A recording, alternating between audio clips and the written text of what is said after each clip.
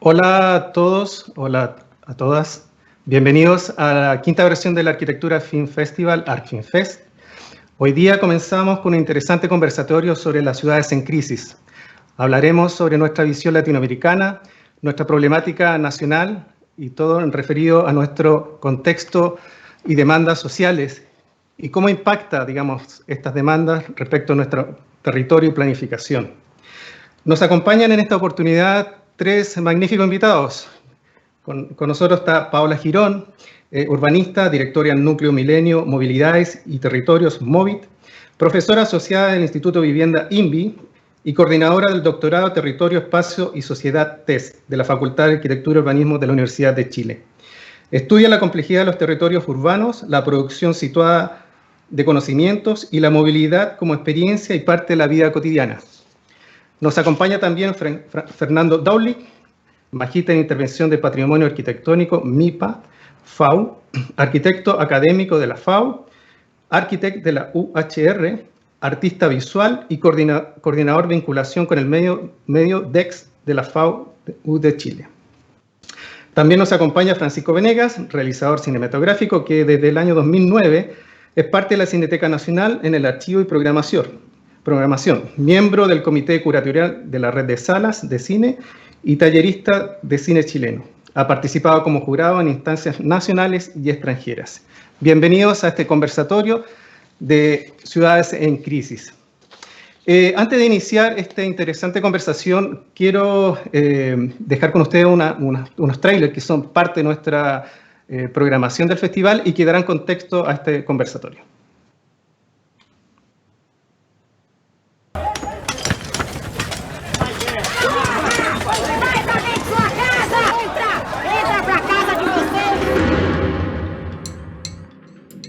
A elétrica tá boa.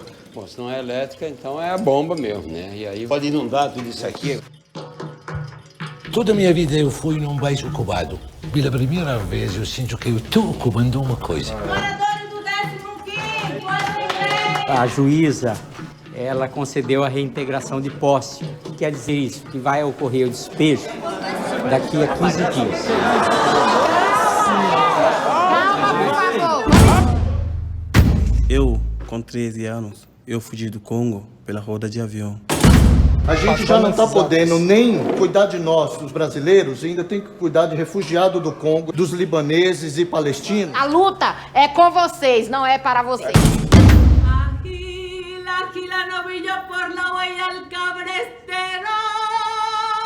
No meu país é para a mulher ou homem pegar na mão. Tens que namorar primeiro? Estão dizendo que tem 5 viaturas lá fora. O senhor tem uma determinação judicial que tem que ser cumprida no dia...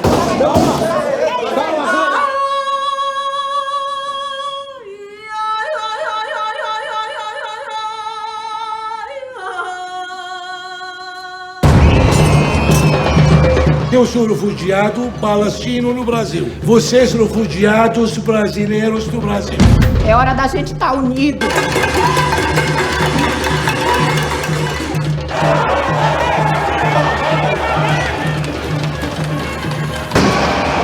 Não podemos desistir nessa hora.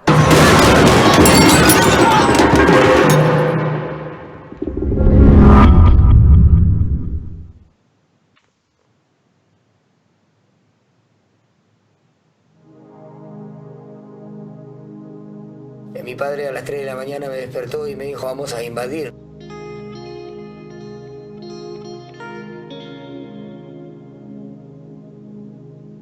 Y ahí mi papá dobló una estera y como fue un cigarro más o menos, y mi mamá puso mantas en el piso y nos quedamos a dormir ahí. Al día siguiente desperté.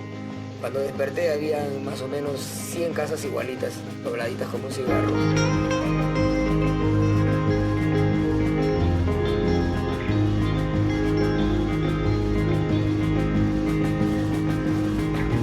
Ahí nos hemos quedado como 2 meses a la entradita de Independencia. Éramos como 200 personas, porque éramos bastantes.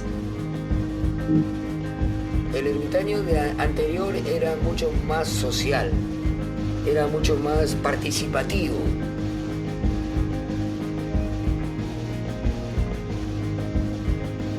gentes de antes pues eran buenos, se preocupaban que era una cosa, otra cosa.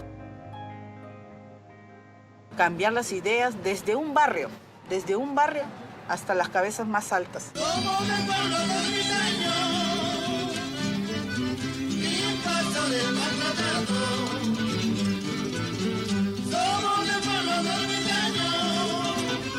Hay un año después.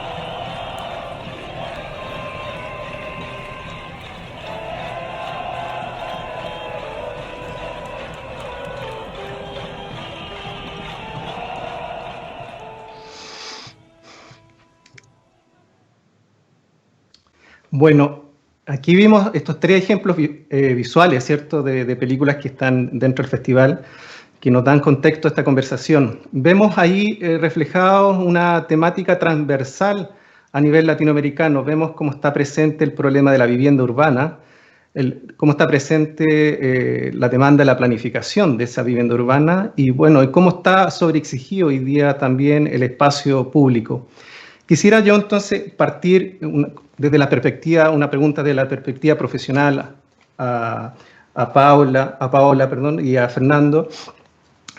¿Cómo ven ustedes nuestra realidad latinoamericana, tanto como en el presente y en el futuro? Y en particular, obviamente, de nuestro país y de Santiago, ¿cierto? Paola, te dejo la palabra. Muchas gracias, Miguel Ángel, y muchas gracias por la invitación. Creo que las tres películas igual reflejan una realidad latinoamericana que ha estado presente hace muchísimos años. Todo el tema de las tomas de terreno y la invasión de viviendas en general es un tema que ha estado presente por lo menos desde los años, mucho antes de los años 60, pero se volvió mucho más político a partir de los años 60. Y es una temática que nos ha cruzado como en el ámbito de la planificación y del hacer ciudad. Creo que lo que está sucediendo ahora en América Latina y sobre todo en Chile, porque en América Latina todos estos procesos de ocupación informal siempre han estado, y en Chile también, pero en Chile tenemos o hemos tenido un sistema de planificación o una forma de entender la ciudad que trata de eliminar todos estos procesos más informales, trata de limpiar y trata de erradicar, y que la palabra efectivamente es erradicación de los campamentos, de erradicar esta realidad que vivimos en América Latina y en Chile, que tiene que ver con una falta de acceso a la vivienda.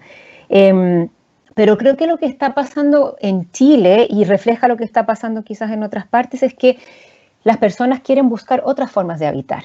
Las soluciones que ofrece el Estado en Chile no son adecuadas para las realidades del habitar chileno, por localización, por tamaño, por falta de equipamiento, porque rompe las redes sociales, porque rompe la forma en que nosotros habitamos. Y ya desde, por lo menos desde los años 90, 97, 98, que empezó la crisis de las viviendas Copeva en Chile, se volvió evidente que la forma en que la política habitacional no responde a las realidades.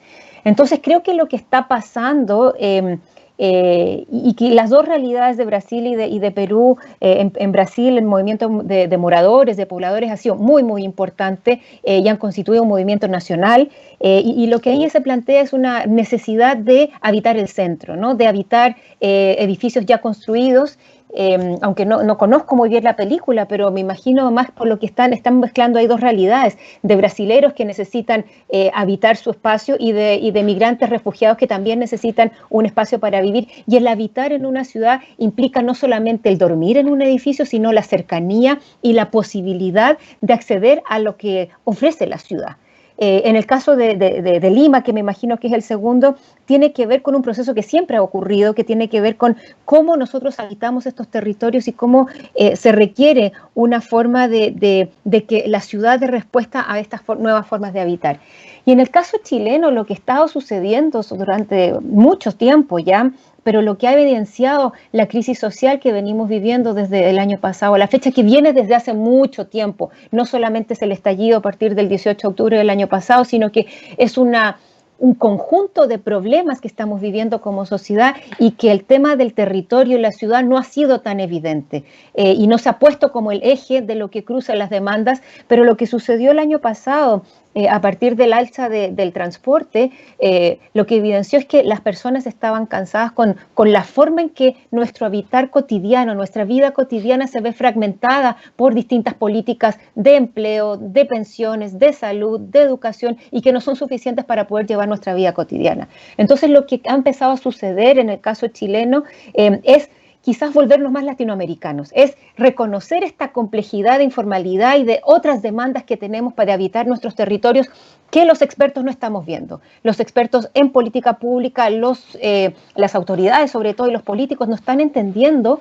lo que nos pasa como habitantes y en nuestras vidas cotidianas. Entonces nuestra disciplina, lo que tiene que ver con el urbanismo y con la forma de entender el territorio, no está dando abasto con la realidad que estamos viviendo como ciudadanía. Y no es suficiente porque nosotros, los urbanistas, miran las ciudades de arriba, como esa foto o esa imagen de mirar desde arriba, cuando nuestros problemas están en nuestros cuerpos, en el territorio, en la calle, en lo que estamos viviendo y de lo que viene y lo que está pasando. Yo creo que para nosotros como Núcleo Milenio es muy evidente es que los expertos no están viendo lo que sucede en la calle, no están viendo lo que nos está sucediendo ni en nuestras casas, ni en el espacio público, ni en la vida cotidiana, y se requiere cambiar de foco de un experto urbanista que sabe y mira desde arriba a un urbanista que media los conocimientos de los habitantes que están luchando y están demandando otro tipo de formas de habitar.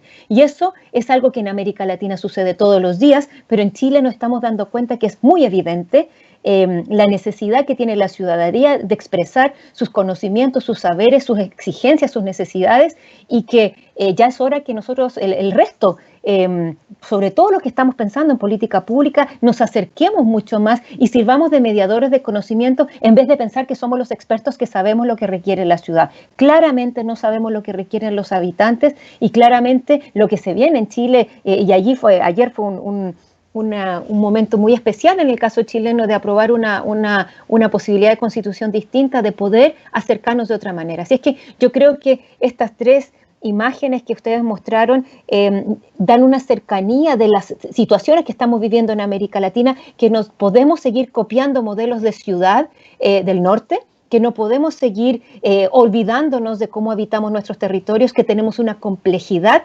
de formas de habitar, sea en nuestros centros como Santiago, en el norte de Chile, en el sur de Chile. No sabemos cómo habitan nuestros pueblos originarios, no sabemos cómo se está habitando desde la informalidad y desde distintas carencias y necesidades que tenemos como habitantes. Entonces, yo creo que lo que nos está cuestionando, como tú preguntas, desde el urbanismo, yo creo que se requiere un cambio fuerte de la forma en que pensamos los territorios, no como expertos, sino como mediadores de conocimiento, y eso yo creo que es algo muy interesante que yo creo que viene y eso empieza a romper un poco las formas en que hemos aprendido y que enseñamos arquitectura y urbanismo en las universidades, pero también en la forma en que se planifica la ciudad, en que se piensa la ciudad, y bajar este especialista de esta nube, que generalmente es hombre además, bajarlo a una forma de diálogo entre habitantes y ciudadanos, y ahí yo creo que todos,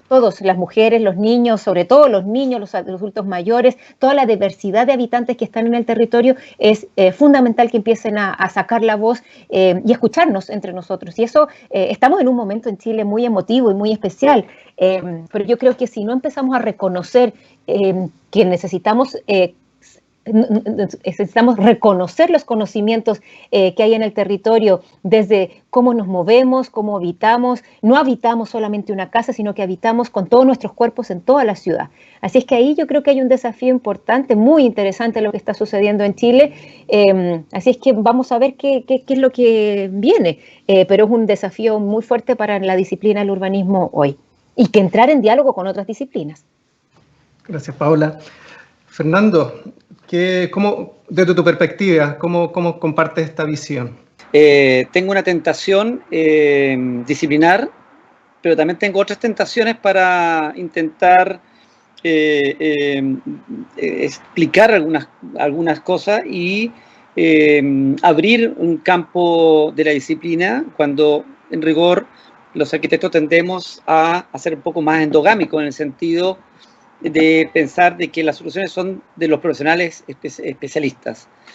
Yo creo que no han habido profesionales especialistas, en rigor, pensando en la situación que está viendo, por ejemplo, Chile ahora, en que nos hemos lamentado, unos más que otros, sobre el estatus o el establishment de este Chile que planifica, de este Estado que es capaz de planificar. Y yo creo que quizás, habiendo una similitud con la historia de los países latinoamericanos, que la hay, también son realidades muy distintas.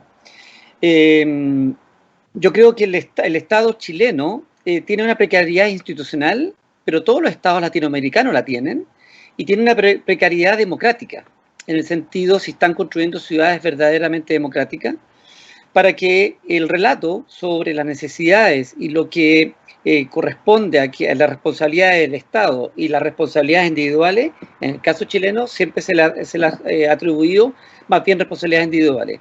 Significa que el Estado en realidad ha abandonado su población, o los estados latinoamericanos han abandonado su población, pero poniendo en cuestión si los estados latinoamericanos alguna vez han sido estados, en el sentido de procurar, preservar, o construir este relato y este guión sobre, por ejemplo, el bien común. En el caso de Chile, obviamente estamos en una situación compleja porque ya se sabe que tiene problemas estructurales Santiago, que ya hace 40 años fue dejado y abandonado a esta constitución que estamos intentando ahora cambiar. Dicho eso, en rigor hay algo sintomático cuando un ministro dice que descubre la realidad, que no se había percatado la realidad. En rigor tiene que ver con lo mismo, porque hay una construcción de un guión finalmente ideológico sobre el desconocimiento de la ciudad. O sea, la ciudad tiene mundos, tiene ciudades, o la ciudad tiene muchas ciudades invisibles y que no se quieren ver. Y ese guión es un guión desde el punto de vista que está construido en la historia. O sea, uno no debería sorprenderse que en este momento en Chile debe plantearse una mirada política sobre todas las disciplinas. O sea, todas las disciplinas deberían mirarse a sí mismas como actores importantes del cambio y no intentar humanizar lo que no se ha humanizado. Por ejemplo, cuando se pone en cuestión el tema del desarrollo o respecto a la viabilidad de un modelo de desarrollo, en el caso de Santiago, por ejemplo, pero de todas las ciudades latinoamericanas, tienen exactamente los mismos problemas. Y tal como dice Paola, que en rigor en Chile se ha evitado abrir esas puertas de los problemas. O sea, la globalización tiene una dimensión solamente de ventajas. La globalización no tiene a su vez problemas, que es una distorsión de la realidad. En Europa, cuando vemos la emigración de África hacia Europa, es exactamente lo mismo que ha pasado y pasa todo el tiempo en Latinoamérica. Y en rigor se evita pensar de que la globalización requiere humanizar las disciplinas. Y en este caso, Santiago, una ciudad altamente segregada, con impactantes deterioros en la calidad de vida, nos podría esta película en realidad develar de que no estamos muy lejos de eso, a pesar de que uno podría pensar que en los barrios de las invasiones de Lima son de una dimensión que posiblemente en Chile no hayamos visto o no hemos visto, pero en rigor esa marginalidad está dentro de la ciudad, ha estado oculta. Los números lo indican, la realidad lo indica. En ese sentido, sí uno podría decir de que la carga, el peso propio que tienen las familias chilenas para intentar construir, armar sus vidas, está en rigor o ha estado desprovista de esas políticas públicas. Entonces, en ese sentido, creo que el país está en la situación de construir su propia realidad o sus propias realidades e identificándolas. No basta, como algunos incluso algunos economistas de la época del 90 sostenían de que en el modelo económico chileno los números no daban o no iban a dar. Decía, yo le pregunté a un economista, ¿qué significa eso? Porque eso, los números no dan, pareciera fuese los negocios. Y no, decía, en Chile los números no dan y no van a dar. Todo indicaba que esto estaba incubándose, pero los técnicos, los profesionales, en rigor, evitamos entrar en el área de la política, evitando, obviamente, entrar en confrontación con las estructuras del Estado. Por lo tanto, creo que estamos en un momento histórico para que estas películas sean guiones para las políticas públicas, no guiones para hacer películas y develar la realidad que vive Latinoamérica y gran parte del mundo. Yo voy a poner un ejemplo, quizá por el tema esto de los números no dan. El caso de Bombay, que sería un caso extremo, de una ciudad de 25 millones de habitantes, 13 millones viven en slums, que son los barrios periféricos, 13 millones. Y en rigor los números no dan. Habiendo riqueza en el mundo, para esos modelos de desarrollo, los números no dan. No hay cómo solucionar la vida de esas 13 millones de personas. Eso, muchas gracias. Gracias, Fernando. Tomando tus palabras y llevándolo al lenguaje del cine, ¿cierto? Nuestro guión urbano está pendiente, está en construcción. Es una película que de alguna manera no la tenemos muy clara aún, ¿cierto? Pero estamos construyendo esa narrativa urbana de manera de que nuestras ciudades puedan llegar a ese punto que todos queremos de dignidad y de igualdad en la planificación. Nuestra conversación hoy día está inmersa, sí, en un festival de cine. Estamos hablando de ciudad, estamos reflexionando desde la academia sobre nuestra ciudad y sobre nuestra realidad nacional en Chile, ¿cierto? Pero por lo mismo quisiera preguntarle a ustedes, dentro de este contexto desde un festival de cine, ¿cómo ven ustedes, cómo aportan, digamos, justamente el cine y su narrativa a la mejor comprensión de nuestro medio habitable? Me gustaría saber cómo este instrumento, este lenguaje, etcétera, es parte también esencial dentro de esta discusión. Por eso, Francisco, tú que estás vinculado justamente al medio audiovisual, que te ha tocado revisar muchos archivos y curatoría, ¿cierto? Tú también, que dentro de la misma Cineteca tienes esa visión también de la historia de nuestra ciudad, que de alguna manera está documentada, a lo mejor no sé si tan en profundidad como quisiéramos, pero ¿cómo ves tú que justamente el lenguaje del cine está aportando a tener esta mirada y esta reflexión? Sí, bueno, primero gracias por la invitación y un honor estar con estos tan buenos invitados que nos entregan como el aporte desde lo urbanístico, desde la arquitectura. En cuanto al cine, como un breve repaso histórico bien general,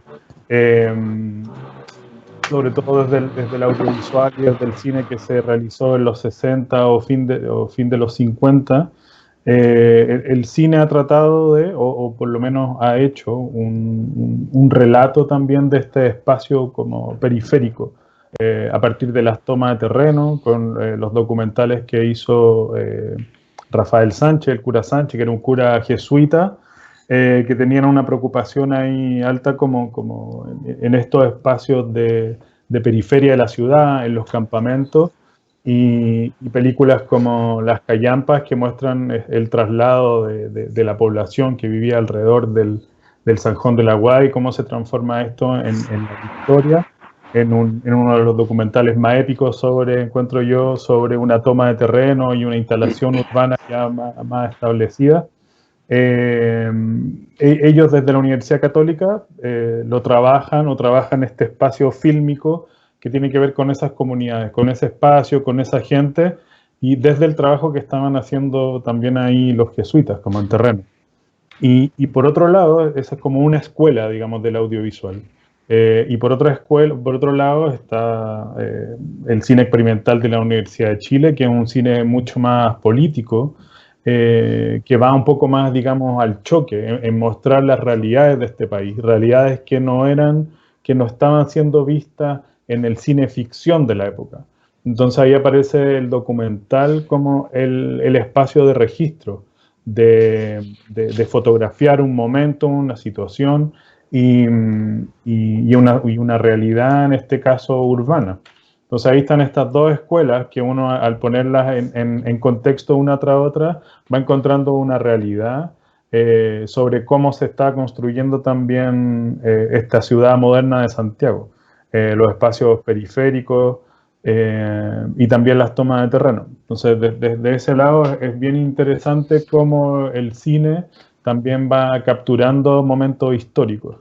Y esos momentos históricos funcionan, tienen una función también que para la academia, para revisarlo, contrastarlo con texto, fotografía. El cine en ese sentido se transforma en un elemento de estudio. Más allá de la realización cinematográfica misma.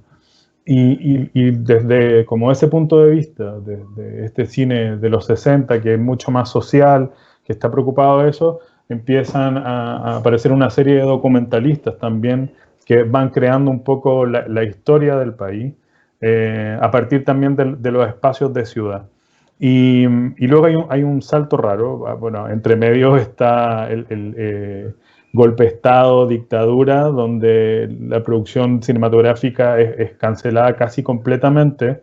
Hay algunas películas que aparecen ahí y que también es interesante cómo se sitúa la ciudad en cierto tipo de película o de qué manera están filmados. Por ejemplo, no sé, aparece Julio comienza en julio, de Silvio Cagliozzi, donde muestra un mundo del campo patronal que es una especie como un pequeño Chile, donde el barrio alto es la casa del dueño del campo. Y desde ahí surge como este espacio de las cúpulas también de poder y el pueblo que vive alrededor como de este espacio. Entonces también es interesante cómo Silvio pudo transformar este pequeño pueblo dominado, digamos, por este patrón, en un reflejo de lo que estaba pasando en Chile de la dictadura de ese momento.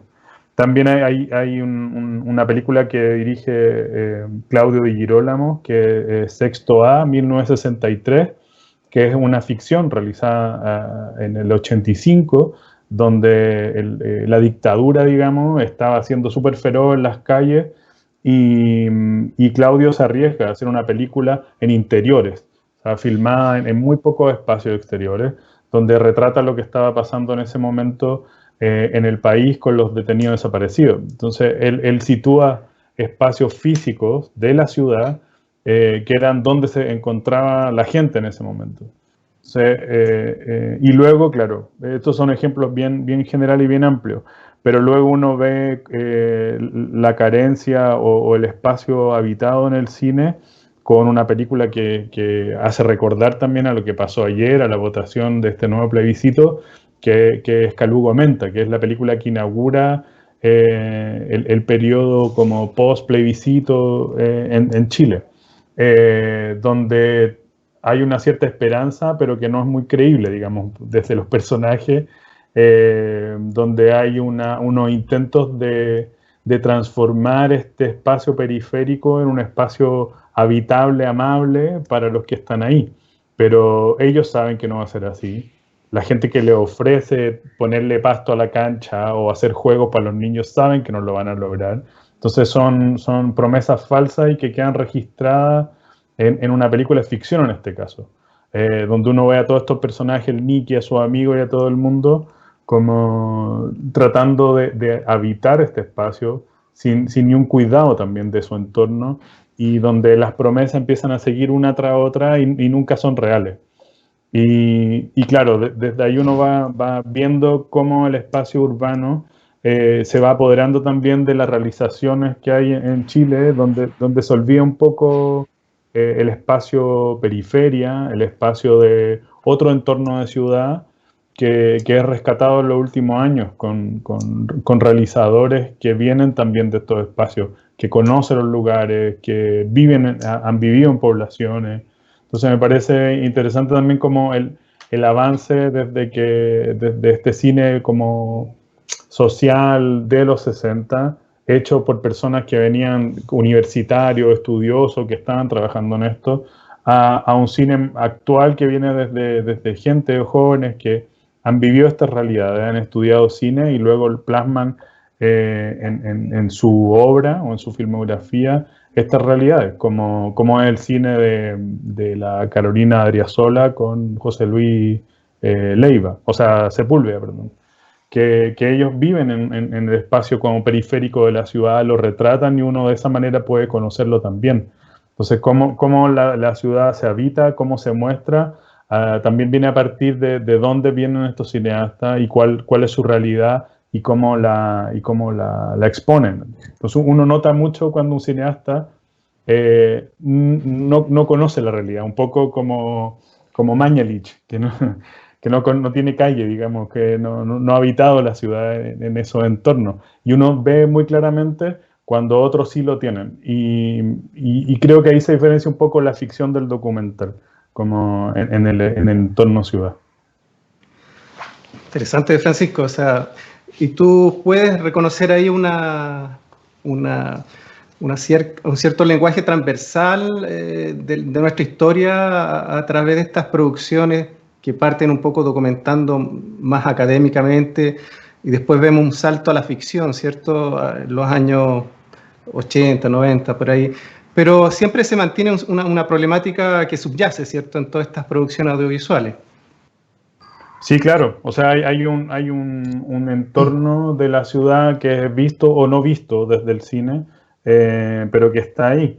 Y lo que me parece también interesante de las generaciones más actuales es que, y también acompañado a que uno tiene medios tecnológicos que pueden ser mucho más asequibles a comprarse hace años atrás una cámara 35 milímetros y el aparataje como del cine, ahora con una cámara digital que puede grabar en HD, 2K, no sé, que tiene un precio mucho más bajo, ha sucedido algo que el cine siento que se ha estado yendo como hacia adentro, como a conocer la historia personal y desde el entorno de cada una de muchos cineastas. Entonces me ha tocado mucho ver en el último tiempo historias personales que tienen que ver a veces con los traumas del país, con dónde estoy ubicado y cómo estoy ubicado en este espacio como geográfico. También se transforma mi vida, mi historia, no sé. Como que hay un espacio íntimo que también se ha hecho interesante de conocer también como las casas de la gente, digamos. Como este espacio íntimo se ha estado mostrando hacia afuera, no queriendo que el cine, o porque está dentro de una película, sea un espacio así grandilocuente y bonito como para la tele, digamos. Entonces eso me parece que ha sido súper interesante como sumergirse dentro de las realidades en el espacio ciudad. Interesante. Otro punto me gustaría llevarte, Francisco, también, ahora se me viene en mente, que un tiempo atrás escuchaba a un realizador que como que hacía una visión de que el cine chileno le cuesta mostrar su ciudad, como que se avergüenza de alguna manera tratar de graficarla, retratarla o documentarla de alguna manera. No sé, como que carece el cine chileno de ese contexto urbano. Trata de evitar su propia ciudad, salvo casos muy específicos de lo que yo puedo reconocer. Puede ser que tú en tu experiencia de lo visto puedan haber mayores ejemplos, y ojalá que sí sea. Pero siento yo que efectivamente tratamos de evitar el conocimiento de nuestra ciudad, o los cineastas tratan de evitar esa imagen. ¿Tú compartes esa opinión o tienes otra visión al respecto?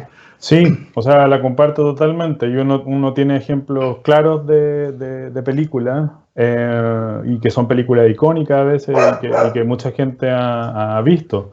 No sé, casos como Largo Viaje, que es como un súper clásico del cine chileno. Esa película está armada, digamos, un Santiago armado para la película, estableciendo ciertos espacios como urbanos y desde donde este personaje va descendiendo, conociendo el centro, pero es una película que está haciéndose cargo visualmente de sus locaciones, más allá de conocer ciertas realidades. O se me viene ahora a la mente también como películas como El Gringuito, que cuando uno la ve, que es también una travesía, digamos, como un road movie a pie de este niño, donde uno puede reconocer un Santiago que no es tan, a veces no es tan ese Santiago que uno conoce, que deambula y que sabe que hay diferencia entre los espacios del centro, ponte tú, o cómo este niño llega hasta Recoleta, al cementerio. Entonces, en ese caso uno piensa también en películas como Amélie, donde el París que muestran a Amélie es súper diferente como al París de verdad. Hay una construcción ahí a partir de los realizadores de decir qué voy a mostrar en mi película para que tenga tal o cual como reacción ante el público, digamos. Pero yo siento que el documental se ha hecho cargo de mostrar realidades. Sigue siendo película y el director sigue eligiendo qué mostrar de un lugar o no. Pero hay cierta cinematografía, como te decía, de gente más joven que se arriesga, digamos, a mostrar, se arriesga como visualmente a mostrar estos espacios de ciudad de periferia. Y lo que no pasa es, o pasa de manera diferente en realidad, son los realizadores, ponte tú, de películas como muy mainstream chilena, no sé, como Limpia Piscina, o en ese rango como de Hermanos Padilla, de mostrar el mundo del barrio alto como unas casas en el cerro, unas piscinas gigantes, y desde ahí no hay ningún salto como a ni una realidad, digamos, conocida de a pie, digamos, por el centro o por Providencia. Entonces hay un espacio entre medio que también ha sido poco visto, como el espacio más, digamos, normal, de clase media acomodada, o como se puede establecer en un contexto sociopolítico en la ciudad. Entonces, en este cine está o la periferia o este mundo súper arriba. Entonces, entre medio hay pocos casos que encuentro yo que lo muestran. Está Fuguet, quizá en sus películas, ha retratado un poco ese mundo y esa urbanidad y esos espacios que vienen también a partir de sus textos. Entonces, eso es como un poco el marco, creo yo. Súper interesante. Gracias, Francisco, por la visión. Ahora lo quisiera llevar a los tres a su experiencia personal respecto a cómo han vivido el espacio interior y el espacio público, ¿cierto? A través obviamente, a través de la vivencia de la pandemia, ¿cierto? En estos interiores, y a través de este estallido social que se ha manifestado tan fuerte en el espacio público, en habitar ese espacio público, en reclamarlo, en ser protagonista. Veíamos hoy unas imágenes muy simbólicas, ¿cierto?, dentro de los trailers iniciales, justamente de la ocupación de este espacio principal de nuestra ciudad. quería llevarlos justamente a ese territorio más personal, más que de un ámbito tan profesional, sino cómo lo han vivido ustedes o cómo han llegado material, digamos, al respecto de estos dos ámbitos, interior y exterior, ¿cierto? Paola, en tu caso, ¿cómo ha sido? ¿Cómo ha sido este trance? ¿Cómo lo has vivido? ¿Cómo ha sido tu experiencia respecto a estos dos espacios? El espacio interior que hemos estado obligados, ¿cierto? Y el espacio exterior que ha sido desbordado de alguna manera. Bueno, han pasado hartas cosas. Yo creo que igual ahí se muestra lo que fue la Plaza Dignidad y lo que está haciendo la Plaza Dignidad, y claramente yo participé y fui a eso, fui a ver y fue muy emocionante estar en esos espacios desde octubre del año pasado, pero yo estudio la movilidad, entonces yo estudio cómo la gente se mueve por la ciudad. Y desde octubre me tocó moverme mucho o algo para ver qué es lo que estaba sucediendo en otras partes de la ciudad de Santiago. Recorrer en metro, en micro, caminando distintas áreas de la ciudad donde eso no estaba pasando y donde habían áreas quemadas, áreas donde la gente esperaba la micro. Me acuerdo haber ido a Puente Alto y haber llegado a la plaza de Puente Alto y haber estado como en una balacera, todas las otras cosas que estaban sucediendo en la ciudad de Santiago. Y en participar además en muchos cabildos, muchísimos cabildos desde octubre, por lo menos hasta marzo, y darme cuenta que Plaza Dignidad es un espacio icónico en el caso de Santiago, pero lo que está sucediendo en otras partes de Santiago y de Chile también es fundamental, y cómo las personas empezaron a salir, a comunicarse, a estar en otros espacios, a poder ver al otro, a poder reconocer al vecino. La cantidad de plazas donde yo he querido estar bordando, conversando, comiendo, compartiendo ha sido muy bonito en Chile en general. Y creo que eso nos ayudó un poco a poder enfrentar un poquitito mejor esta crisis que tuvimos de pandemia. Nosotros, con el estudio que nosotros hacemos, hicimos etnografías de personas que se siguieron moviendo desde marzo a la fecha, y fue muy interesante poder estar a través de otros en la ciudad. Observar a través de otros lo que seguía sucediendo en la ciudad. Estar en La Pintana, estar en el centro, estar en distintos lugares, San Bernardo, moverse con gente de distintos niveles socioeconómicos, además, médicos, enfermeras, repartidores, reponedores de supermercados, y pude, no fue lo mismo, claramente no fue lo mismo que estar allí, porque yo estaba encerrada, pero poder observar cómo la ciudad se seguía moviendo, pese a que pocos de nosotros estábamos guardados. Para que yo me pudiera quedar en mi casa, el resto de la ciudad se tuvo que seguir moviendo a un costo altísimo también, a un costo muy alto de no cuidarse, de tener que autocuidarse, donde un Estado que no nos cuidó, las personas se siguieron moviendo, y sobre todo lo que más me ha impactado han sido las ollas comunes, que a partir de todo esto que sucedió en octubre o desde octubre el año pasado, de la reconexión que tuvimos como ciudadanía, del uso del espacio público en movimiento, no solamente era estar en un espacio como la plaza o el parque, sino moverse por la ciudad, nos ha permitido volver a encontrarnos, y estas WhatsApp que empezaron a circular, grupos de WhatsApp de cabildos, empezaron a ser funcionales a las ollas comunes, y yo creo que eso ha sido una forma de cuidado que hemos tenido, una forma de reencuentro que ha sido durísima, y por eso es tan fuerte lo que está pasando en Chile, cómo a partir de este uso del espacio público, de encontrarnos en el espacio público, en las calles, gente que ha tenido que ir a ayudar a los adultos mayores que no podían salir a la calle, gente que ha tenido que repartir comida, ayudarse, a través de la ciudad ha sido como difícil y raro, pero es lo que nos está pasando. Entonces, ¿cómo recuperar algo que quizás habíamos perdido en Chile?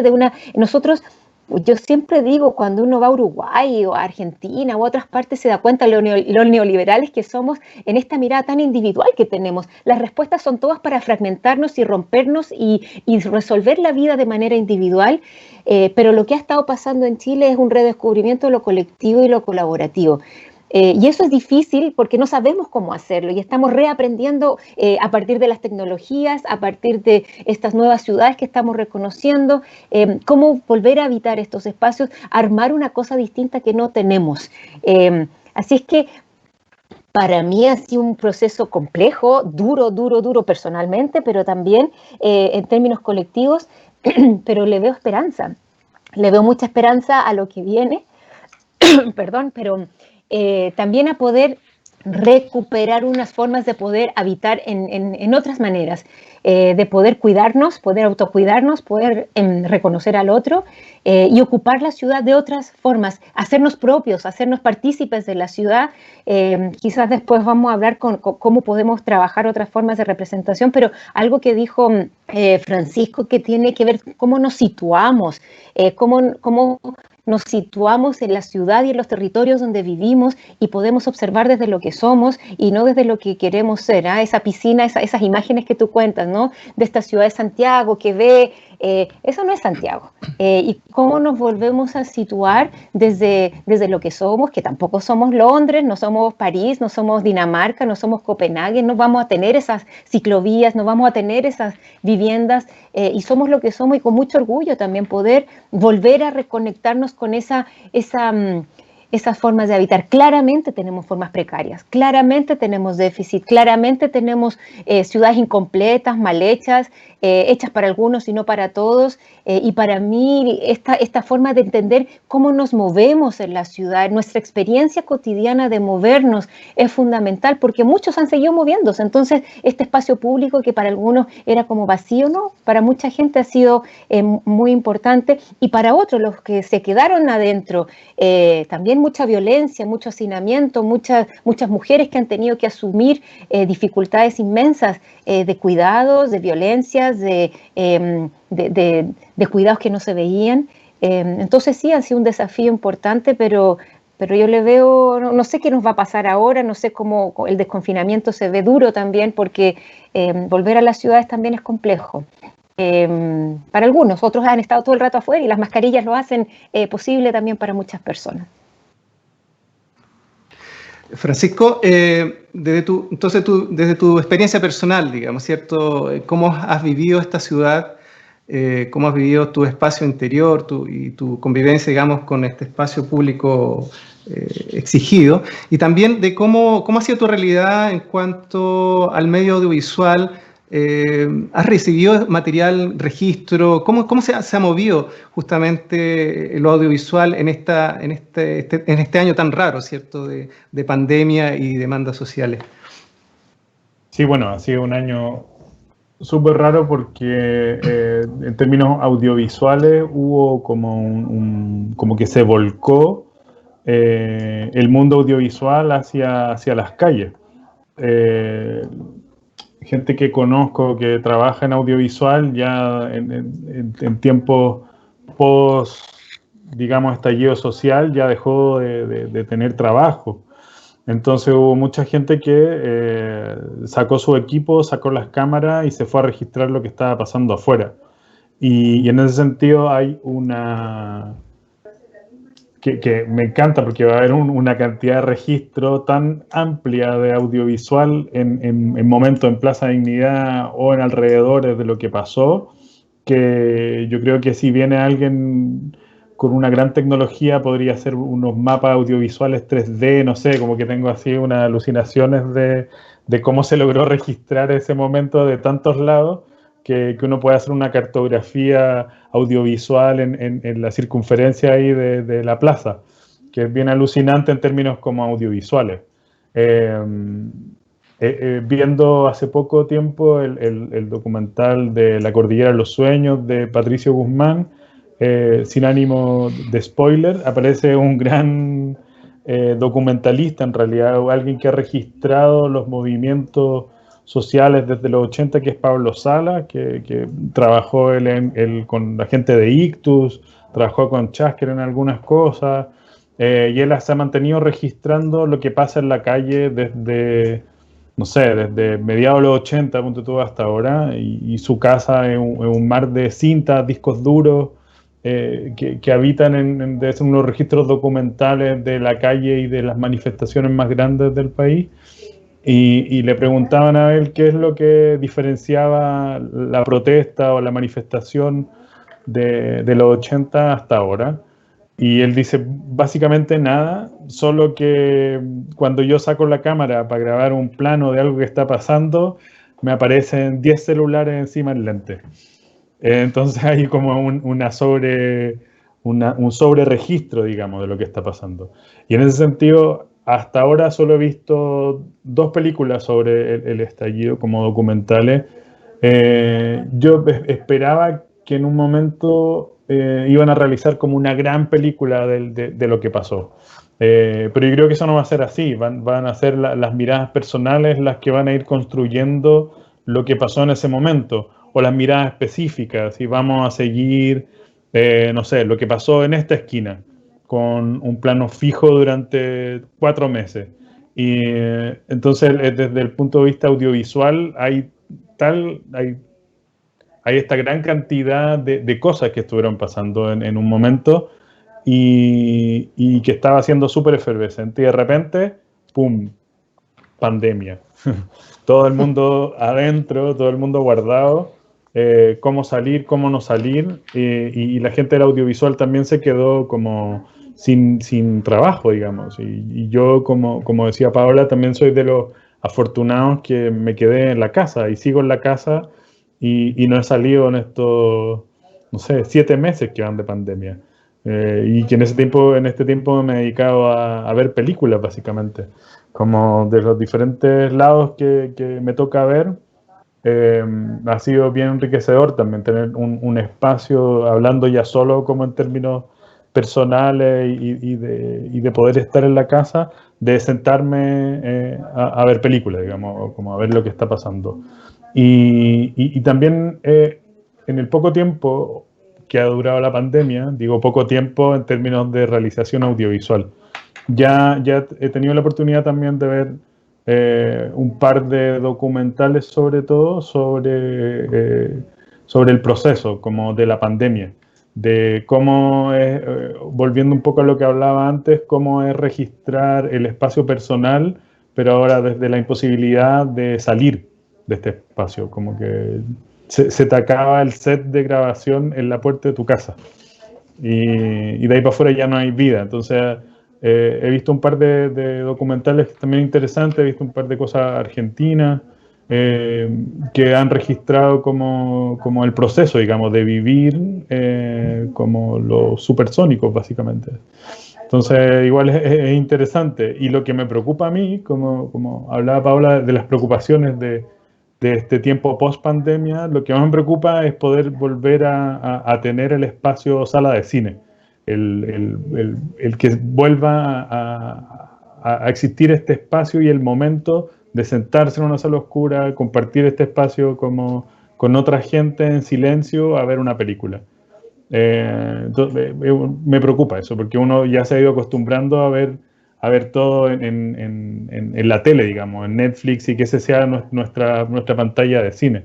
Entonces, mi preocupación es esa, bueno, aparte de las preocupaciones de la salud y el bienestar de la gente, pero una preocupación así como de lo sentimental es volver a tener esta pantalla que solo se ilumine esa pantalla. Interesante punto, digamos, de poder justamente retomar el cine como experiencia, porque hoy día obviamente nos ha cambiado el formato y obviamente el festival hoy día también es parte de ese cambio de formato. Y yo creo que, bueno, este formato también llegó para quedarse de alguna manera. ¿Sí? Yo creo que vamos a tener que convivir con estas 2 realidades audiovisuales, predominando, obviamente, ojalá esta experiencia, como dices tú, de la sala, de esta ventana que nos abre el cine.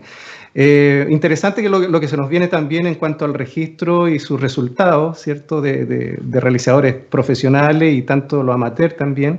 Creo que, como dices tú, no se ha dado todavía a la luz todo ese material, y ojalá que alguien lo tome bien y le dé un contexto narrativo interesante para comprender todas esas miradas, ¿cierto? Yo creo que hay harta expectativa por delante de lo que pueda salir en este proceso. Fernando, en tu caso, bueno, yo te conozco que tienes ahí una dinámica página en Instagram de tus registros urbanos. Y me gustaría llevarte un poco también a que nos comentes tu experiencia, digamos, de cómo tú has vivido, porque tú has estado, digamos, en el punto cero, en este espacio público que comentamos, y cómo ha sido tu experiencia, cómo lo relatas desde tu persona y, bueno, con tu sesgo también profesional al respecto. Hay muchas Hay muchos, puedo tirar muchos hilos. Quizás ahora en el tiempo transcurrido uno puede inclusive construir metáforas y construir historias sobre otras historias que dieron un punto de partida para que yo viviera de forma personal, pero también por mi historia familiar, esta relación con lo que estaba ocurriendo. Lo primero que puedo decir, uno bien sabe que Plaza, como se le ha denominado, Plaza Italia hacia arriba y Plaza Italia hacia abajo, era algo que parecía una anécdota, inclusive para los chistes, el humor, o solamente como un hecho que ya no existía. Pero también es recurrente decir eso, el definir que ese sector definía un Santiago A y un Santiago B, o muchos Santiagos A en un lado y muchos Santiagos B en otro. Resulta que, bueno, yo hago clases en la Universidad de Chile, en la Facultad de Arquitectura, y vivo en el lado oriente de o sea, vivo en el otro Santiago, a pocas cuadras, en un trayecto que si yo hubiera trazado una regla, pasaría geométricamente por el centro de lo que se llama Plaza Dignidad. En rigor es una excusa, pero en la realidad sí paso siempre, y he pasado siempre en bicicleta por esta plaza. Entonces, este límite social, este límite cultural, en rigor, para mí era cotidiano vivir en el lado oriente o en el otro lado de la Plaza de Italia. Excusa más que suficiente, aunque en el momento no fue nunca una excusa, sino que fue una obligación o una necesidad, o ambas cosas. La necesidad de que tenía que pasar por ahí para ir a mi casa y de vuelta al trabajo cada día, y una obligación, y eso sí se lo hice saber a mi familia, que la obligación es que tenía que estar ahí, aunque estaba obligado a pasar por ahí. Y tenía que estar por ahí porque mi olfato, aunque la evidencia era clara, mi olfato era de que algo había sucedido distinto, y yo creo que en rigor tiene que ver con lo que ya he mencionado antes. La explosión, si uno lo mira en términos también de un relato, la explosión social es explosión, no es un nombre, no es algo que sale de la nada, y sale como una explosión de alguien que ha sido violentado, humillado, abusado, y llega un momento que alguien le dice, o si no es por iniciativa propia, o alguien se lo recomienda, le dice que salga de ese abuso, que rompa y que cruce el muro, o cruce los muros a los cuales se siente violentado. Esto fue exactamente lo mismo. Y lo relevante que encuentro yo, hablando del tema del cine y posiblemente de los relatos que hay detrás de cada hecho que uno, y yo personalmente he vivido ahí, es que las historias, que son tantos habitantes, historias pueden haber, uno puede contarla en su vida. En este caso, son muchas historias por cada vida, y por cada vida que salió en su barrio y que están representados como un espectáculo en el sentido de un hecho en ese lugar. Por eso tiene una carga simbólica y tiene algo épico, porque no fue mandatado ni dirigido por nadie. Está dirigido por personas, se autoconvocan por grupos, con un grado de logística básica, de acuerdo a los grupos que pertenece. La mayoría de la gente, yo creo que no pertenece a esos grupos organizados de ningún tipo, sino que el sentido de la explosión es que cada uno sintió que era el momento para salir a ese espacio público, y ese límite oriente-poniente se transformó en el lugar de encuentro, en que es bastante pluricultural, es bastante diverso, como nunca yo he visto en alguna manifestación, inclusive las que puedo recordar cuando pequeño en la década del 70. Si la Alameda era el emblema del espacio público que había que disputar, que era de oriente, corría de oriente a poniente, o sea, dando la espalda al otro Santiago, en rigor, porque también hay en esta segregación que hay en Santiago, es que ese lugar tú le das la espalda finalmente para movilizaciones cívicas. Siempre partías de ahí hacia el poniente, hacia el Chile que tú querías, y porque están las instituciones públicas y la moneda está de ese lado, por tanto es un lugar de que te convocaba. Curiosamente, creo que este lugar fue apropiado por una población que no era del barrio, que eran las barras bravas, las barras de fútbol. Ya en la década del 90, muy fuertemente estaban ya ocupando ese lugar, y eso habla de una forma natural del ciudadano que se desenvuelve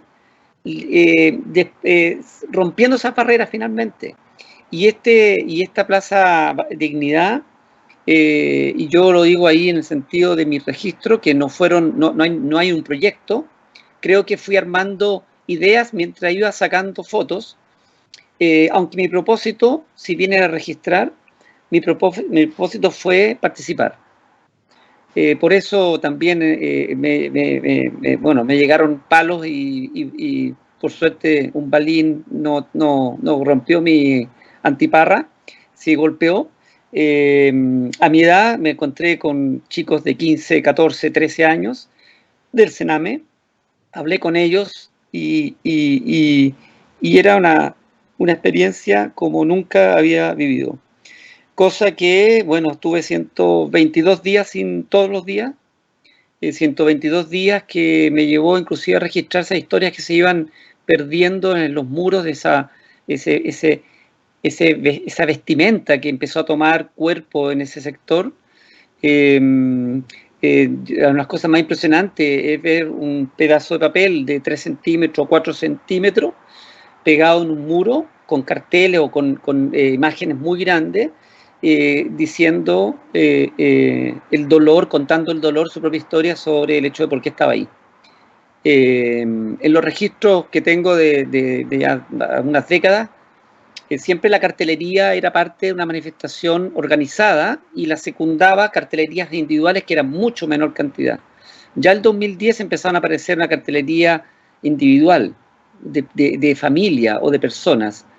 Y creo que ahora en la Plaza de Dignidad sobrepasó cualquier límite sobre eso. O sea, definitivamente las historias individuales, cada una puede ser una película, cada una puede ser un guión increíble, pero que es común, es una historia colectiva y dejó de ser ese metarrelato de la historia individual. O sea, arréglatelas tú eres el que va a surgir, tú eres el emprendedor, tú eres el que eres capaz y el resto que se joda.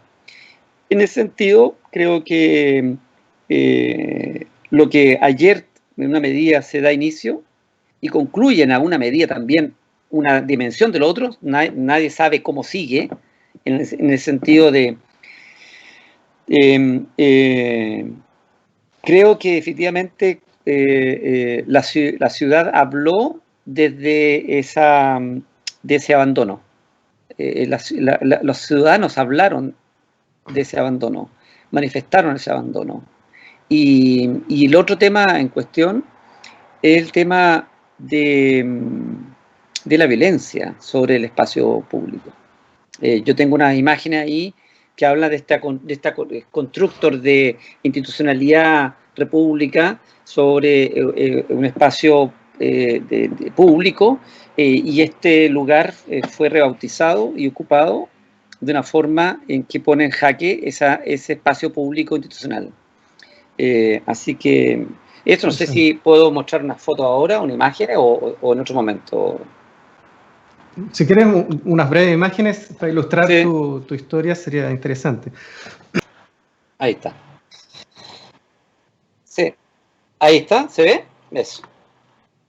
Sí. Bueno, creo que es la imagen más emblemática. Esto es una cartelería, un letrero de publicidad de esa empresa, y dice: la patria es un invento, Chile despertó. Y sale Chile es uno y lo fueron borrando. Bueno, parte de las fotos tienen que ver con esta dimensión sobre el espacio que se institucionaliza y que se formaliza, y que en rigor yo en una medida he pensado bastante sobre esta higienización del espacio público en el sentido cuando los países, como decía, tienen una precariedad institucional y una precariedad inicial sobre las democracias. Y este Santiago que se va enrejando a medida que van pasando las historias de los últimos años, y esta imagen sobre esta ciudad del caos, de la anarquía, que es parte todo de un discurso, y sobre la representación de lo institucional. Bueno, esta secuencia de fotos son cosas increíbles que están pasando, que por un lado viene a poner ciertos elementos que son relevantes para determinar la dimensión de lo ocurrido, e inclusive el grado de violencia y el grado de enojo y rabia que se ha manifestado la población. Estos son algunas cartelerías que hablan de esa realidad que no se quería ver desde el punto de vista institucional.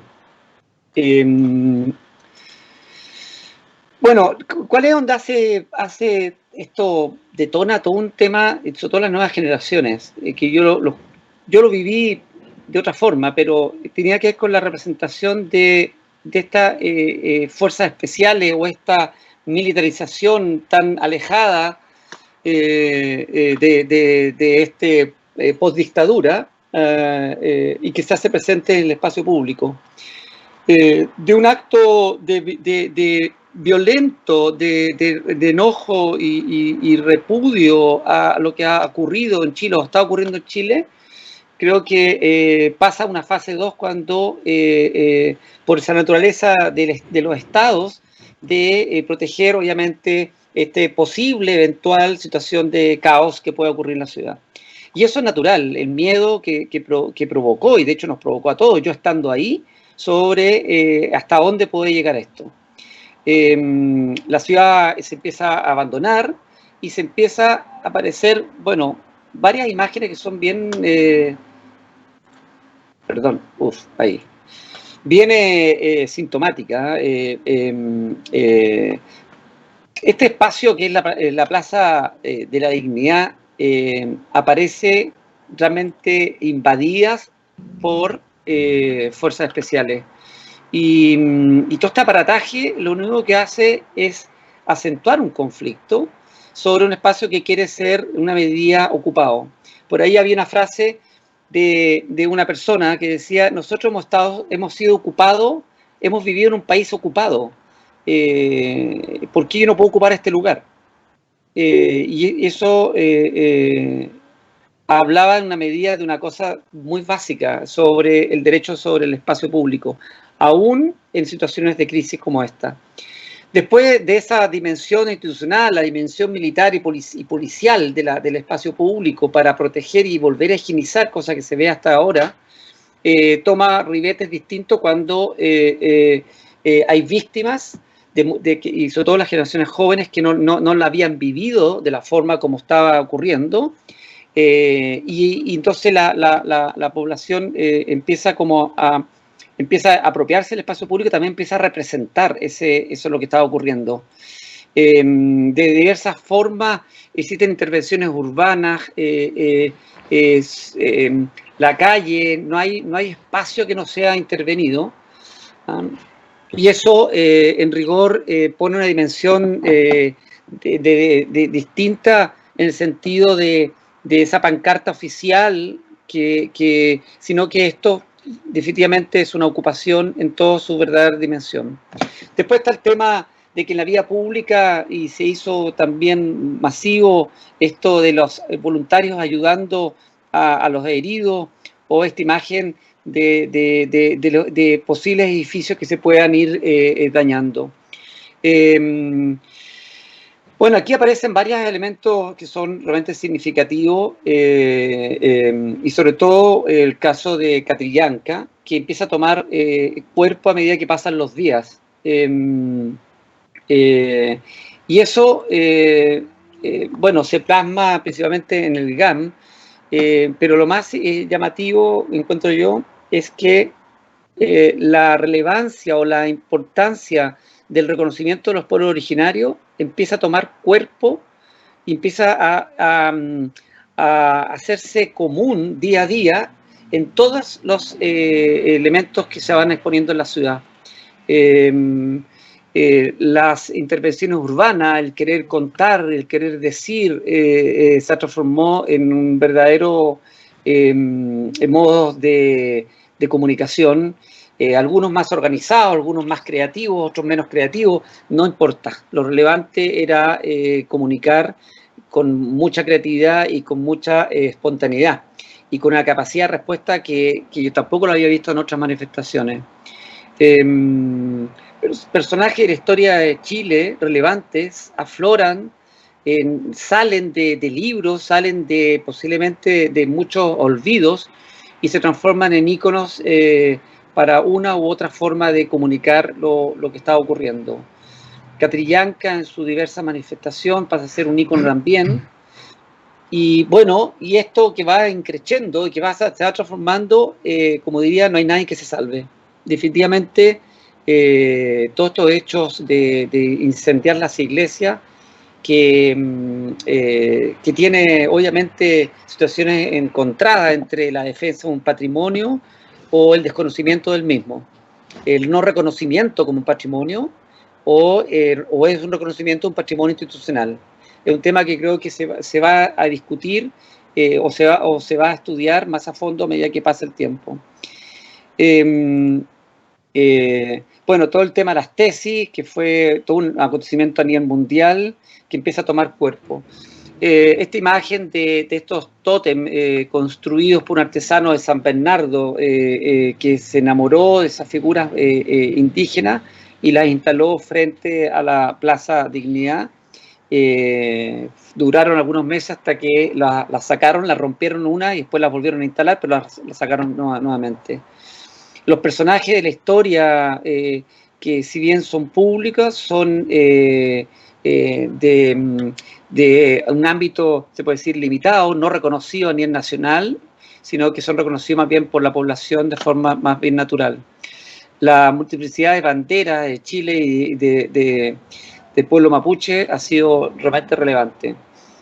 Esta es una imagen que interesante, que también aparece, que decía sobre el tema de las barras, que fue noticia en los últimos días, esta disputa sobre el ícono de Baquedano, que alguien podría decir que en el intento de higienizar las figuras, los monumentos y limpiarlos porque debe ser así, bueno, en las crisis difícilmente alguien puede lograr que sea así. Y realmente la apropiación de un monumento como eso, que puede ser discutible, inclusive se está estudiando sobre si son los héroes los correctos o no son los héroes los correctos los que están en la ciudad. En rigor, Baquedano debería estar ahí quizás por mientras porque hay que pintar algún monumento hasta que el país no avance por otro rumbo. Esto, bueno, tengo muchos registros sobre cómo pasaba por el lugar, cambiaba de ruta, me quedaba en la zona, en la primera línea, y me fui dando cuenta que la secuencia, de hecho de estas tengo 5 o 6, son secuencias del mismo intervención sobre intervención de fachada, me refiero, la secuencia completa, cómo se ha ido transformando y cómo han ido, inclusive cuando están pegando, adhiriendo otras lecturas, otros relatos, se van manteniendo y la gente respeta la que es aparentemente más relevante y van poniendo a un costado y siempre aparece esa figura original. Este es un kiosco que está ahí en Crown Plaza, en la esquina con Irene, bueno, no Irene Morales, sino que con Corbalán, que la persona seguía vendiendo su revista e intentaba vender algunas cosas para la misma gente que estaba manifestándose. De los personajes que aparecen y se transforman en referentes importantes, algunos con una dimensión inclusive casi de hito simbólico en alguna medida. Bueno, el otro tema relevante es que cómo afloran las mujeres, el reconocimiento de las mujeres tiene una dimensión multidimensional. En África, por ejemplo, las mujeres, aparte de cargar agua, criar su hijo, alimentar a sus hijos, cosechar, trasladar varios kilómetros, 15, 20 litros en el hombro o en la cabeza, además construyen. Esta dimensión de que la mujer salió de esa, aparentemente, de esa histórica visión pasiva pasiva y pacífica, yo creo que es un tema todavía por abordar. La forma de manifestarse con respecto a la rabia y el enojo, en este caso institucional, se vio de diferentes dimensiones. Tiene también diferentes escalas. Su presencia es increíble y ha estado abordando todos los campos de lucha y de disputa, también del suelo urbano. No es el 8M un evento puntual, yo creo que ya pasó a un evento visible en que el cuerpo y los cuerpos han domesticado o han domesticado en realidad el espacio público. La mujer en todas sus obligaciones cívicas, en el sentido, obligaciones de rebeldía, están ahí presentes y fue increíble ver mujeres en las mismas acciones, en cualquier circunstancia, sintiendo que tenían que estar presentes en un acto tan complejo como enfrentar la violencia. Ahí hay 3 mujeres en ese grupo, muy peligrosos. De hecho, en ese momento fue a mí que me llegó un balín y ellas estaban sin casco. Yo estaba con mi casco de antiparra, preparado, sacando fotos y ellas estaban ahí. Una mujer más de edad también participando en todas las dimensiones. Hay una mujer sacando fotografías y ven ese piso, no era cualquier lugar, o sea, de hecho era bastante peligroso. Creo que es relevante esta mujer activa, la mujer en acción, la mujer entrando en la arena donde hay que disputar también el poder. Creo que eso es significativo y pone en jaque inclusive las culturas de las partidistas en el país. Porque esa acción de la mujer estaba hace mucho tiempo ya presente.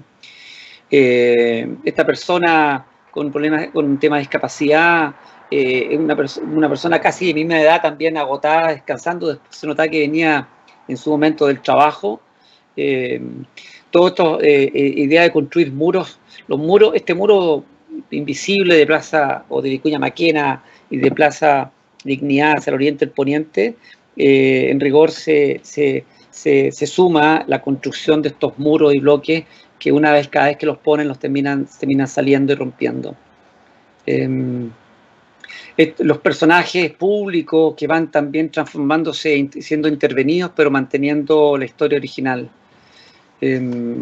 Las fachadas, los zócalos de los edificios son las verdaderas obras que cuentan un relato, que son verdaderas obras espontáneas, verdaderas obras de arte. El GAM, que está constantemente intervenido, se ha higienizado en algún momento, se pintó rojo, color, hay 4 colores que se han usado. Este rojo en el GAM, el amarillo que se ha pintado y gris que se ha pintado el Baquedano, y un verde que pintó posiblemente alguna alcaldesa de otro barrio, porque se pintó verde solamente de Plaza Dignidad hacia el oriente. Los edificios intervenidos, con el drama que significa también para la gente que ha vivido y la gente que ha trabajado, y la imagen de las mujeres en gran parte de las producciones, en toda escala. Hay dibujos pequeños y grandes en que la mujer aparece desde ni tuya ni yuta contra todo el Estado patriarcal, e inclusive aparece la mujer, las famosas mujeres encapuchadas. Hay imágenes icónicas, algunas inclusive podrían ser quizás discutibles desde el punto de vista de esa construcción de la mujer de la historia. El Telefónica, que se transformó en un verdadero mural de intervención y casi una obra visual en su momento, cuando se golpeaba Bueno, aquí tengo las imágenes de Mujer, Violeta Parra, un sinfín de intervenciones y de íconos. La forma de apropiarse del espacio para contrarrestar, obviamente, la defensa. Las mujeres también actuando ahí en pleno, esa calle Carabineros de Chile. Este proceso de higienización absurdo, casi como infantil, esa obsesión por, o sea, el país puede no estar normal, puede estar en crisis, pero la tendencia a normalizarlo a través de algo tan obvio y tan evidente y tan poco inclusive sensible sobre lo que está ocurriendo. Me imagino que habrá un ítem incorporado en pintura en algún ministerio.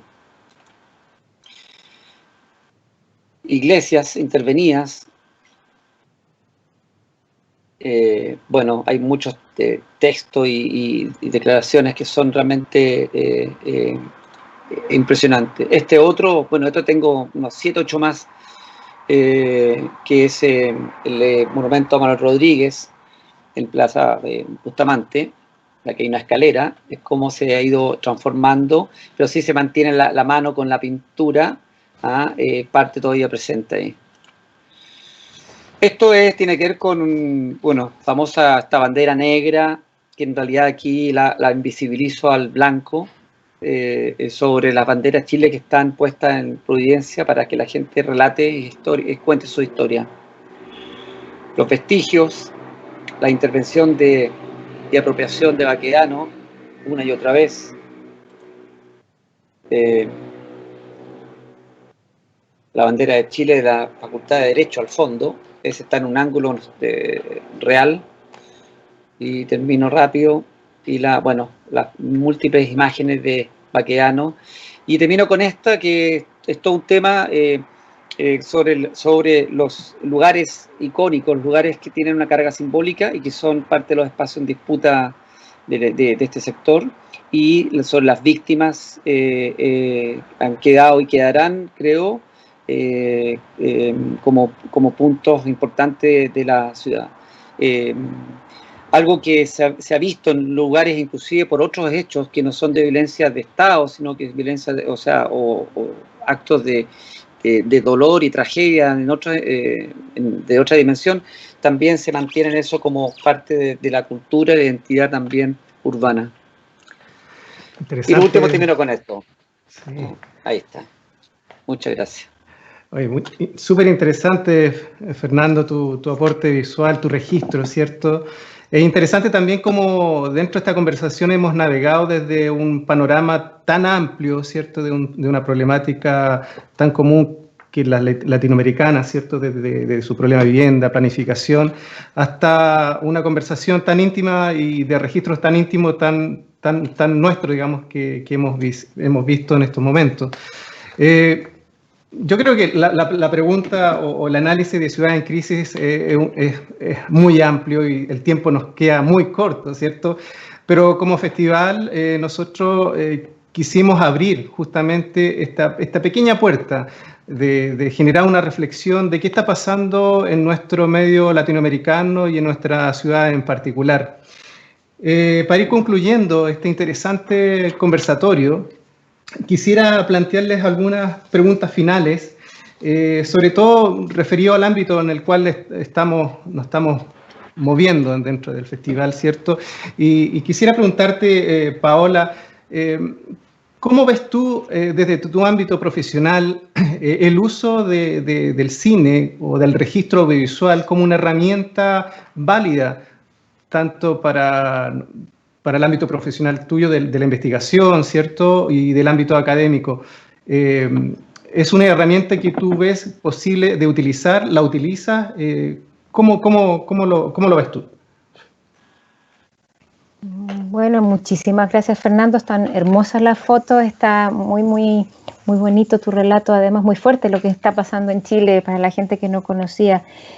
A ver, yo creo que personalmente yo tengo la ventaja de trabajar en la Facultad de Arquitectura y Urbanismo de la Universidad de Chile y coordino el programa de doctorado que tenemos como facultad. y donde tenemos la posibilidad de crear y hacer y dar vuelta a cosas. No estamos en un espacio rígido. Entonces hemos podido inventar y hacia dónde va sobre todo la investigación en el ámbito de lo que nosotros estamos haciendo, que tiene que ver con una mirada crítica hacia los territorios y las ciudades y que hace falta una masa crítica en Chile, sobre todo y a nivel latinoamericano, que cuestione formas tradicionales de entender nuestros territorios. Entonces en ese contexto nosotros hemos dado rienda suelta a las posibilidades metodológicas para poder abordar estas problemáticas. Yo trabajo mucho desde una mirada feminista que critica la forma de generación de conocimiento y de lo que se está hablando ahora es cómo contar historias que den cuenta de estas complejidades territoriales que estamos viviendo hoy. Y esta forma de contar historias, y hay algo que mencionaba Francisco al principio del observar, del arriesgar, del compenetrarse desde una mirada más situada de las problemáticas. Yo creo que lo que explicó Fernando es fundamental allí, que tiene que ver con cómo contamos estas complejidades que estamos viviendo de otras formas. Con una entrevista, con un focus group, que es lo que tradicionalmente se hace en el mundo académico, no da cuenta, no es suficiente, no es suficiente para abordar estas complejidades. Nosotros estamos hablando de una mirada a lo Haraway, quizás muy enmarañada de contar estas formas de habitar, de poder entender, y ahí lo situado que es muy importante. ¿Desde dónde me paro yo para contar la historia? ¿Desde dónde estoy yo? Y algo que tú preguntabas, Miguel Ángel, ¿qué nos ha pasado a nosotros personalmente? Es cómo nosotros también afectamos las investigaciones que hacemos. El hecho que Fernando haya estado allí claramente afectó a las personas que estaban ahí y a él fue afectado por ese espacio. Entonces, hacia donde va la investigación en temas territoriales es cómo nos situamos y lo importante en ese sentido de poder dar cuenta, y creo que lo audiovisual, lo fotográfico, pero también otras formas, también lo sonoro, el olfato, como otras formas en que nuestros sentidos pueden dar cuenta de otras complejidades. Entonces hacia allá va por lo menos nuestro programa de doctorado y quizás no se entiende muy bien, pero hacia donde estamos tratando es las preguntas de investigación tienen que dar cuenta de estas otras formas de abordar.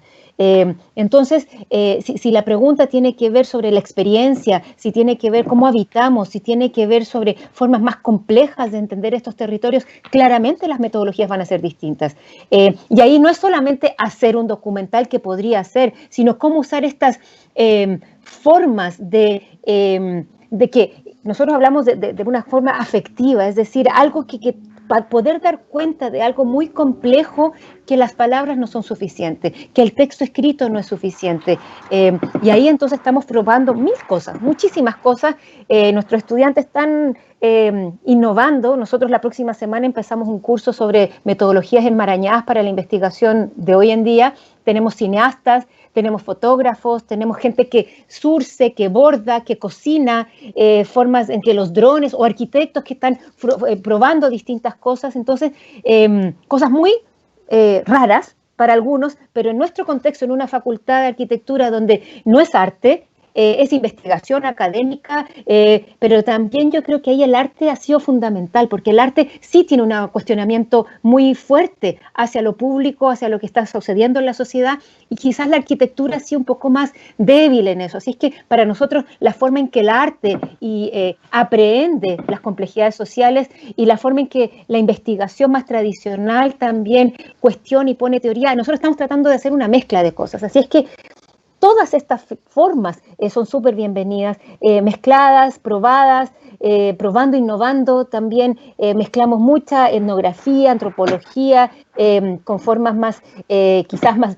drones, juntamos encuestas, datos, con una mirada más audiovisual. Entonces, en eso para nosotros, y por eso les digo, para mí estar en una facultad de arquitectura y urbanismo donde se puede hacer eso. Es posible crear y dar cuenta de cosas más complejas, porque además hay una cosa, no solamente es en lo visual, sino también es en lo afectivo, sobre todo en lo afectivo, qué es lo que nos mueve y nos moviliza, es bien importante. Entonces, ahí performance también, muchas cosas que estamos tratando de probar. Así es que, de todas maneras, todo lo que ustedes cuentan y las posibilidades entre el cine y lo audiovisual y es todo posible en el ámbito de la investigación, que a veces se ve media fome, ¿no? Hacer un doctorado se ve difícil y fome, pero nosotros le estamos dando cuenta de cómo otras formas de representar y otras formas de observar, sobre todo, nos permiten dar cuenta de complejidades que hoy en día no tenemos las palabras para expresar. Haciendo el link con la experiencia de la facultad y académica, Fernando, ¿cómo tú ves este vínculo de lo audiovisual dentro de la formación de los mismos alumnos para la comprensión de su entorno? ¿Cómo está hoy día ese ejercicio? ¿Se está involucrando el trabajo audiovisual con el ejercicio académico? Sí, no, yo creo que, a ver, todo lo audiovisual es parte, creo que, de la cultura nuestra, aunque indudablemente más de las generaciones más jóvenes. Y yo creo que lo audiovisual es una evidencia irrefutable. De hecho, es la evidencia que hace que se abran ollas o se destapen ollas, se destapen realidades. Yo vuelvo a esto de la democracia y la precariedad institucional, en el sentido, inclusive sobre el tema de los medios de comunicación, el periodismo, o sea, la imagen en sí mismo y el cine y todos los registros finalmente son una evidencia que ahora es apabullante, o sea, que efectivamente ahora se transformó en un canal, en un conductor, Entonces, claro, los estudiantes, yo trabajaba ahora desde ya un tiempo atrás, pero en octubre hacia adelante empecé a trabajar porque hay un estudiante que fue alumno mío y que ahora es monitor de mi cátedra, y él es un artista visual y se está titulando ahora, y él es muy bueno en todo lo que es imagen, Photoshop. De hecho, salió recién ayer o anteayer seleccionado para representar en un congreso mundial de ilustración digital, creo. Bueno, él le estaba haciendo clases a sus compañeros que está 2 años más abajo, que lo encuentro notable, y eso creo que ocurre en la Chile, en el sentido de que un estudiante pueda transmitir, y yo le di la posibilidad, porque encuentro que él tiene muchas capacidades, de ilustrar, trabajar con Photoshop para ilustrar, sabiendo que es una herramienta que usan para proyectar.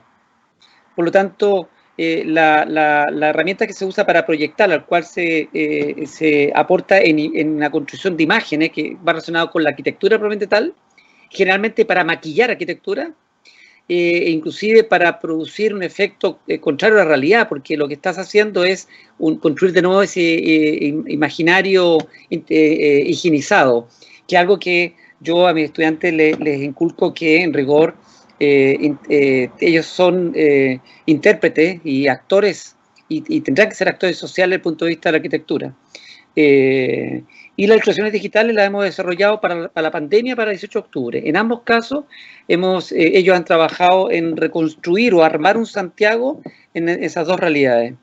Es clave, porque si no la información se transforma en información de investigación, que es información dura, y que a veces los mismos estudiantes lo encuentran como una materia árida o difícil de comprender. Por lo tanto, el lenguaje visual y audiovisual es fundamental. Yo creo que ha demostrado ahora que fue cambiar, inclusive, diría aún más, fue posible a esa construcción de imaginarios ocultos, de ese mundo, de esa ciudad oculta, que transformó el país.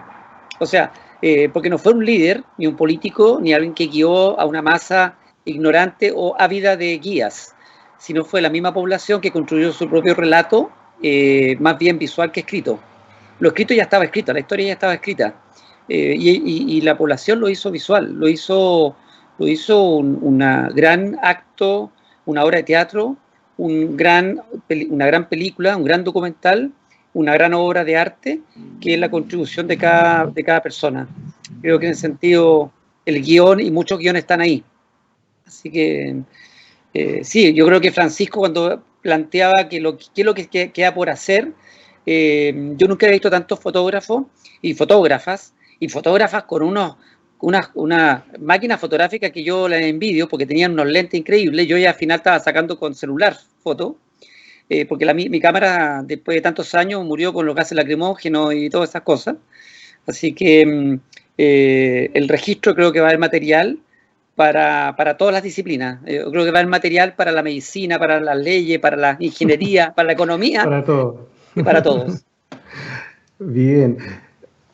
Bueno, este cúmulo de registros visuales, ya sabemos que de la academia, desde lo profesional. Francisco, para ir concluyendo, nosotros somos como festival testigos, digamos, también de otros ejercicios en Latinoamérica de festivales de esta materia, ¿cierto?